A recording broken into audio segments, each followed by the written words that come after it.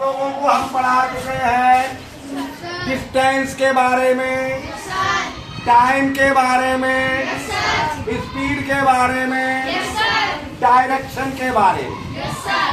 इन सभी चीजों को जन्म देने वाली चीज है मोशन।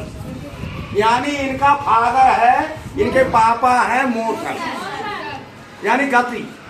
गति तो जन्म देती है इनको चारों को। अब मोशन को जन्म देने वाला कौन है, मोशन का पापा कौन है, ये देखना। रामायण में से भी कहानी सुना रहे हैं, बोलो यस या नो। तो कहानी सुनाते समय हमने बताया था, जब राजा दशरथ ने अपने पुत्र के जन्म के बारे में सुना तो इतने खुश हो गए कि उठना चाह रहे हैं लेकिन उठ नहीं पा रहे हैं। बताई थी ये बात है नहीं कि राजा दशरथ ने जब अपने पुत्र के जन्म की सूचना सुनी तो इतने खुश हो गए कि वो अपनी जगह से उठना चाहते हैं पर उठ नहीं पा रहे। ये बात हमने बताई थी। अगर आपने ये बता दिया कि वो क्यों नहीं उठ पा रहे हैं तो आपको मोशन के पापा का पता लग जाए। कोई बता सकता है क्यों नहीं उठ पा रहे थे?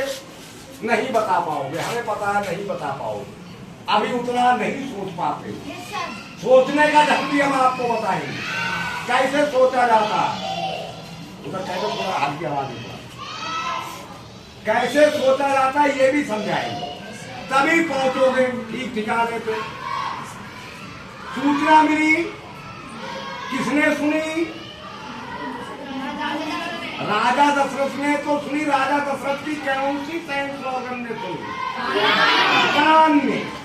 ईयर मतलब जो भी साइंस लगता है, जो भी महसूस होता है वो साइंस ऑर्गन से होता। तो पुत्र जन्म की सूचना राजा को कानों द्वारा मिली। कानों ने किसे सूचना दी? मस्तिष्क, ब्रेन। अब ब्रेन फिर ऑर्डर करता साइंस ऑर्गन को।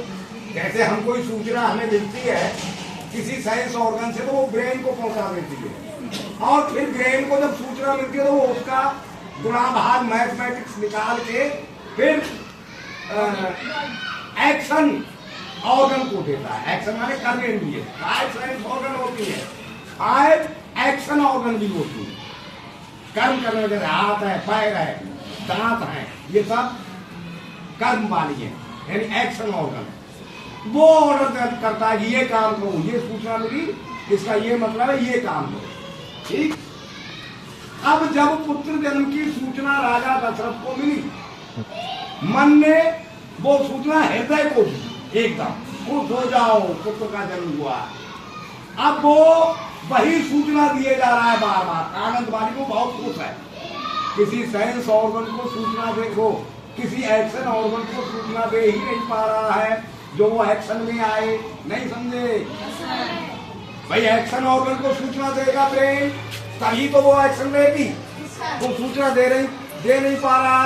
राजा दशरथ उठना चाह रहे हैं लेकिन साइंस ऑर्गन को ऑर्डर नहीं दिया मस्तिष्क ने, तो वो काम नहीं कर पाए। यानी जो एक्टिव ऑर्गन है, एक्शन ऑर्गन है, उन्होंने फोर्स नहीं लगाया शरीर। क्या नहीं किया? फोर्स लगता, मांसपेशियां ऑर्डर नहीं दिया ब्रेन ने, तो उन्होंने फोर्स नहीं लगाया। फोर्स नहीं लगा तो राजा दशरथ नहीं उठ सके। समझ गए कौन है पापा मोशन का? कौन है? फोर्स। मोशन का पापा होता फोर्स, यानी फोर्स, बल, जिसे हिंदी में कहते हैं बल। बल जो है वो मोशन को पैदा करता है। बल किसी भी वस्तु, कोई एक चीज और है, आपकी पृथ्वी सूर्य के चारों ओर घूम रही है, उसकी स्पीड कम ज्यादा होती है, एक समान रहती है, कभी रुकती है थोड़ी बहुत देर को, नहीं रुकती। कोई भी चीज अगर रुकी हुई है तो रुकी हुई रहेगी, मोशन में है तो मोशन में ही रहेगी जब तक फोर्स ना लगाया। अब आप लोग कहोगे हम बॉल फेंकते हैं थोड़ी दूर जाके रुक जाती है, वो फोर्स लगता है क्योंकि ग्रेविटेशनल फोर्स पृथ्वी हर चीज को अपनी ओर खींचती है, तो नीचे की ओर वो उसे खींच रही है, तो आगे बढ़ने से रोक रही है। नहीं समझे? वरना नहीं रुकेगी।